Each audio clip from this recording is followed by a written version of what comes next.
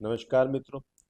आज हम हाथ पे यह विश्लेषण करके बताएंगे किसी की संतान होगी या नहीं होगी, और जिनके संतान की समस्या है तो उनमें उनके हाथों में ऐसे कौन कौन से पॉइंट, कौन कौन सी रेखाएं या किस किस प्रकार का सिंबल है जिससे हम पता कर सकते हैं किसी में संतान की समस्या है या नहीं है, और वो समस्या किस में है।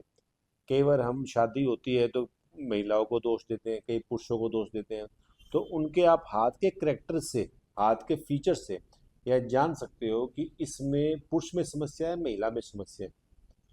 हालांकि आप मेडिकल रिपोर्ट में आप देखेंगे तो सब कुछ सही आएगा, स्पर्म काउंट ठीक आएंगे, लेकिन बेसिकली हाथ से यह पता लग जाएगा कि उसमें समस्या है या नहीं। तो संतान का बेसिकली बुध पर्वत देखा जाता है। ये बुध पर्वत चुटकी उंगली के नीचे वाला ये सारा एरिया संतान से संबंधित होता है। बिजनेस से संबंधित भी होता है, लेकिन हम संतान की बात कर रहे हैं तो संतान से संबंधित ही होता है। ठीक है। तो अगर ये सबसे पहले वाला हो गया बौद्धिक वाला, ये हो गया व्यवसायिक वाला, और ये हो गया भौतिक वाला। तो तीन पर्व हो गया, हो गया भौतिक वाला। अगर किसी का ये पर्व बहुत छोटा हो, मतलब कि ये वाला ना हो, वो बहुत ज़्यादा छोटा हो, ये उंगली बिल्कुल नीचे हो, तो ऐसे व्यक्ति का देखा गया है कि उनके संतान की समस्या रहती है।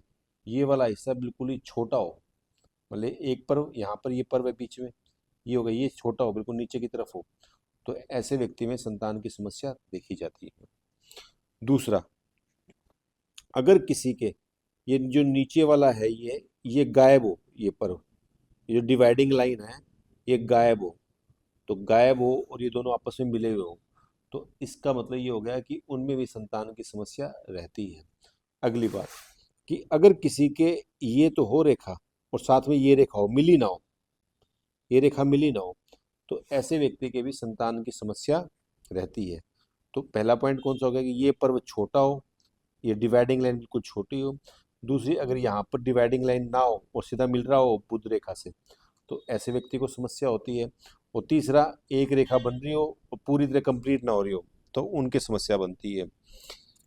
और अगर बुद्ध क्षेत्र बहुत ही छोटा हो, ये क्षेत्र बहुत ही छोटा हो, यहाँ से यहाँ तक चला गया हो, और ये मंगल के अंदर मिल गया हो, तो इसका मतलब बुध और मंगल की युति से उनमें भी संतान समस्या रहेगी रहेगी।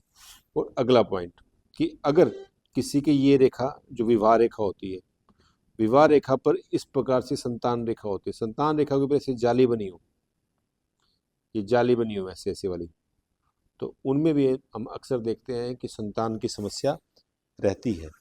और एक बात और, अगर किसी का शुक्र पर्वत, ये शुक्र पर्वत हो गया, ये शुक्र पर्वत काफी दबा हुआ हो, मतलब काफी नीचे दबा हुआ हो, तो उनके भी संतान की समस्या रहती है।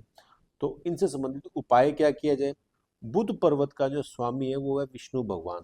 तो जिनके भी संतान की समस्या है उसको ओम नमो भगवते वासुदेवाय नमः का डेली 51 जाप करना चाहिए अगले 6 महीने तक। तो उनके हो सकते हैं संतान की समस्या दूर हो जाए, संतान से संबंधित समस्या दूर हो जाए। तो मैंने आपको ये हाथ देख के ये बताया है कि संतानहीन व्यक्ति के ऐसे कौन कौन से लक्षण होंगे जिसके आधार पर हम यह पता कर सकते हैं कि संतान समस्या है। हालांकि कई बार ये देखने में आता है कि जैसे इस प्रकार से रेखा इस प्रकार से हो, कई बार 8-8 9 9 साल लग जाते हैं उनको दोबारा बच्चा पैदा होने में। तो ये मैंने आपको पॉइंट बताए हैं कि संतान की समस्या इन इन पॉइंट से होगी।